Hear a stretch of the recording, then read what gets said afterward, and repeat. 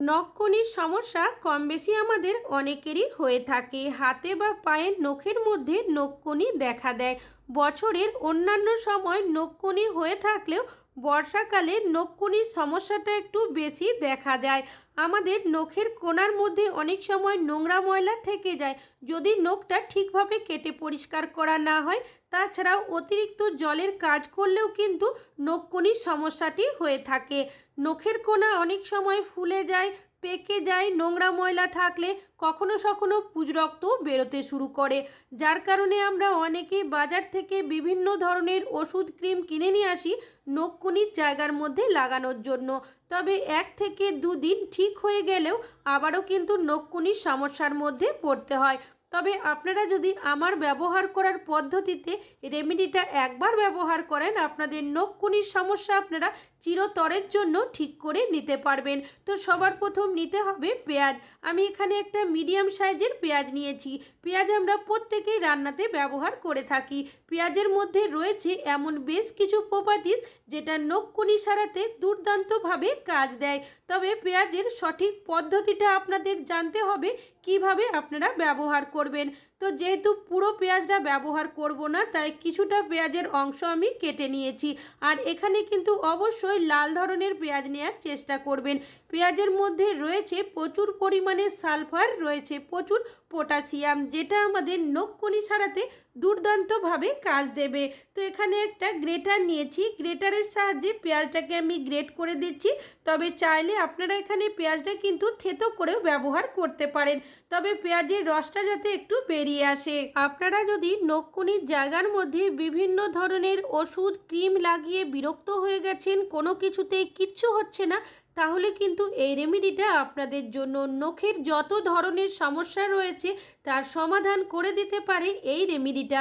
তো পেঁয়াজটা কিন্তু এখানে গ্রেট করে নিয়েছি। এবার এর মধ্যে দিয়ে দেব কিছুটা পরিমাণের লবণ। লবণ কি করবে, বিষ ব্যথা দূর করতে সাহায্য করবে। তাছাড়াও অনেক সময় নখের কোণার জায়গাটা দেখবেন অনেকটাই ফুলে ওঠে, সেই ফোলা ভাবটাকেও অনেকটাই কম করে দেবে। লবণটাকে পেঁয়াজের মধ্যে খুব ভালোভাবে মাখিয়ে নিয়েছি। এবার এই পাত্রটাকে সাইডে রাখছি। অন্যদিকে আমি এখানে নিয়েছি একটা পাত্র। এবার এর মধ্যে দিয়ে দেব সামান্য পরিমাণের কালো জিরে।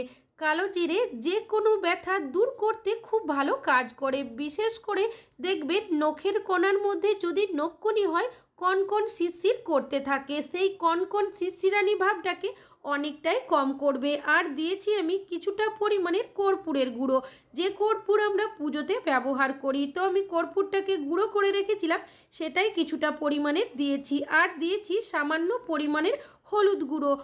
হলুদের মধ্যে রয়েছে প্রচুর পরিমাণের অ্যান্টিসেপটিক এমনকি অ্যান্টিব্যাকটেরিয়াল গুণ, যেটা আমাদের ইনফেকশনকে খুব সহজেই সারিয়ে তুলতে সাহায্য করবে। তাছাড়াও হলুদ প্রদাহ কমায়, এমনকি ব্যথা উপশম করতেও সাহায্য করে। আর দিয়েছি সামান্য পরিমাণের সর্ষের তেল। সর্ষের তেল কি করবে, এই রেমেডিটাকে আরও বেশি পাওয়ারফুল করে তুলবে। ছাড়াও নখকুনির জায়গার মধ্যে যখন আপনারা রেমেডিটা ব্যবহার করবেন, ভেতর পর্যন্ত এই রেমেডিটা খুব ভালোভাবে পৌঁছে দেওয়ার কাজ করবে। খুব ভালো করে সব উপকরণগুলো মিশিয়ে নিয়েছি, তবে এই মিশ্রণটা কিন্তু এখনও সম্পূর্ণ তৈরি হয়নি। এইভাবে মিশিয়ে 5 মিনিট মতো রেখে দেবেন, তারপরেই কিন্তু এটাকে ব্যবহার করতে হবে। অন্যদিকে এখানে একটা পাত্র নিয়েছি। এবার এর মধ্যে দিয়ে দিচ্ছি বেশ কিছুটা পরিমাণের নর্মাল জল। আর এখানে নিয়েছি আমি লেবু, 1 চামচ পরিমাণের লেবুর রস এর মধ্যে দিয়েছি। আর দিয়ে দিচ্ছি সামান্য পরিমাণের লবণ। তারপর খুব ভালো করে মিশিয়ে নেব। যখন ভালোভাবে মিশিয়ে নেওয়া হয়ে যাবে, তখন পাত্রটাকে গ্যাসের মধ্যে বসিয়ে দেব। গ্যাসের ফ্লেমটাকে মিডিয়ামে রেখে 1 মিনিট এটাকে খুব ভালো করে ফুটিয়ে নিতে হবে। আর দেখতেই পাচ্ছেন ফুটতেও শুরু করেছে। এবার গ্যাসের ফ্লেমটাকে বন্ধ করে পাত্রটাকে সাইডে নামিয়ে রাখছি, যাতে করে একটু ঠান্ডা হয়ে যায়। অন্যদিকে আগে থেকে যে মিশ্রণটা রেডি করে রেখেছিলাম, সেটাই গ্যাসের মধ্যে বসিয়ে দিয়েছি। গ্যাসের ফ্লেমটাকে একদম লোতে রেখে নাড়াচাড়া করে এটাকে খুব ভালো করে ফুটিয়ে নিতে হবে। যখন এটা ফুটতে শুরু করবে, এখান থেকে একটা সুন্দর গন্ধ বেরোবে। আর ধোয়ার মতো যখন তৈরি হবে, তখন গ্যাসের ফ্লেমটাকে বন্ধ করে পাত্রটাকে নামিয়ে নিতে হবে। এবার এই মিশ্রণটা কি করবেন, আগে থেকে যে গ্রেট করে পেঁয়াজটা রেখেছিলেন লবণের সাথে মিশিয়ে, তার মধ্যে এটাকে সাথে সাথেই কিন্তু এভাবে ঢেলে দিতে হবে। আর পেঁয়াজটা কিন্তু এর মধ্যে দিয়ে কোনোভাবে ফুটিয়ে নেওয়া যাবে না। এবার এই উপকরণগুলো আবারও ভালো করে মিশিয়ে নিতে হবে। খুব ভালোভাবে মিশিয়ে নিয়েছি। এবার যেহেতু এটা এখন অনেকটাই গরম রয়েছে, তাই পাত্রটাকে সাইডে রাখছি যাতে করে একটু মিশ্রণটা ঠান্ডা হয়ে যায়। অন্যদিকে আগে থেকে যে মিশ্রণটা বানিয়ে রেখেছিলাম সেটা নিয়েছি। এটা কিন্তু এখন কুসুম গরম অবস্থায় হয়ে গেছে। আর যখন ব্যবহার করবেন এটা কিন্তু কুসুম গরম অবস্থাতে ব্যবহার করতে হবে। এখানে আমি একটু তুলো নিয়েছি, আপনারা সুতির কাপড়ের টুকরোরও ব্যবহার করতে পারেন। এই মিশ্রণের মধ্যে আমি ডিপ করে নিয়েছি। কি কাজে এটা ব্যবহার করবেন, আপনাদের যে জায়গার মধ্যে নখকুনি হবে সেই জায়গাটা কিন্তু আগে ভালোভাবে পরিষ্কার করে নিতে হবে। অনেক সময় নোংরা ময়লা থেকে যায়, যদি নখের কোনা ঠিকভাবে কেটে পরিষ্কার করা না হয় সেক্ষেত্রে আগে কিন্তু নখটা ভালোভাবে কেটে পরিষ্কার করে নেবেন। তারপর এইভাবে মিশ্রণ বানিয়ে নখের কোনার জায়গাটা ভালোভাবে পরিষ্কার করতে হবে। অনেক সময় দেখবেন নখকুনি হলে নখের কোনার জায়গাটা কনকন শিরশির করতে থাকে, প্রচণ্ড তো ব্যথা করে। এইভাবে মিশ্রণ বানিয়ে আপনারা যদি নখকুনির জায়গাটা সকাল সন্ধ্যা দুবার সপ্তাহে 2 থেকে 3 দিন ব্যবহার করতে পারেন, নখকুনির ব্যথাটা কিন্তু অনেকটাই কম হয়ে যাবে।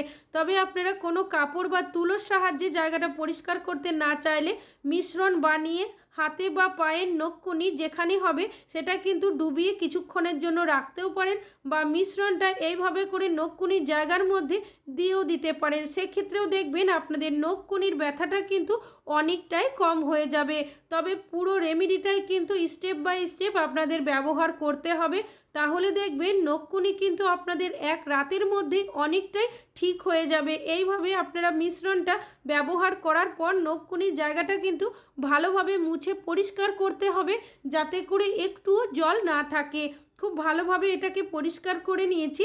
তারপর কি করবেন, যে রেমেডিটা বানিয়েছি সেটা নিয়েছি, আর এটাও কিন্তু কুসুম গরম অবস্থাতে ব্যবহার করতে হবে। তবে যদি ভেবে থাকেন আগে থেকে বানিয়ে রেখে দেবেন তাহলে কিন্তু কোনো কাজ হবে না। এই রেমেডিটা আপনাদের সাথে সাথে বানিয়েই কিন্তু ব্যবহার করতে হবে, আর কুসুম গরম অবস্থাতে ব্যবহার করবেন। কখন রেমেডিটা ব্যবহার করবেন, আগে কিন্তু মিশ্রণ বানিয়ে নখকুনির জায়গাটা ভালোভাবে পরিষ্কার করতে হবে, তারপর আপনারা এইভাবে মিশ্রণটা লাগাবেন। আর সপ্তাহে 3 দিন আপনারা এইভাবে মিশ্রণটা বানিয়ে রাত্রেবেলা চেষ্টা করবেন লাগিয়ে নেওয়ার। তারপর আমি এখানে একটা কাপড় এইভাবে পেঁচিয়ে দিচ্ছি যাতে করে মিশ্রণটা নখকুনির জায়গা থেকে কোনোভাবেই ঝরে পড়ে না যায়। এইভাবে যদি আপনারা একদিন ব্যবহার করেন রাত্রেবেলা, দেখবেন সকালের মধ্যেই কিন্তু আপনাদের ব্যথা অনেকটাই কম হয়ে যাবে।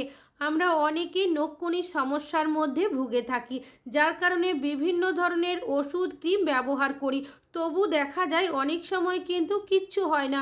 হয়তো 1-2 দিন ব্যথাটা একটু কম থাকে, আবারও কিন্তু আমাদের নখকুনির ব্যথার সমস্যার মধ্যে পড়তে হয়। অনেক সময় নখকুনির জায়গাটা দেখবেন কনকন শিরশির করে, এমনকি নখের কোনার জায়গাটা পেকে পুজ রক্তও বেরোতে শুরু করে। এইভাবে মিশ্রণটা যদি আপনারা সারা রাত নখকুনির জায়গার মধ্যে লাগিয়ে রাখতে পারেন, সকালবেলা দেখবেন আপনাদের যে ফোলা ভাবটা থাকে সেটা অনেকটাই কম হয়ে যাবে। এমনকি নখকুনির জায়গাটা হালকা যদি একটু আপনারা চাপ দেন, যদি ভেতরে পুজ রক্ত থাকে সেটাও কিন্তু সহজেই বেরিয়ে আসবে।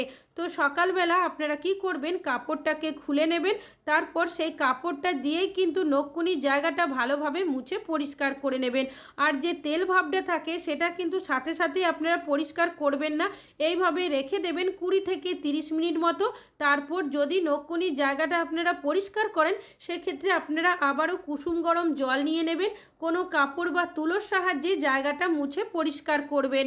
তারপর কি করবেন, আবারও কিন্তু শুকনো কাপড় দিয়ে নখকুনির জায়গাটা পরিষ্কার করে নিতে হবে যাতে করে একটু ভেজা ভাব বা জল না থাকে।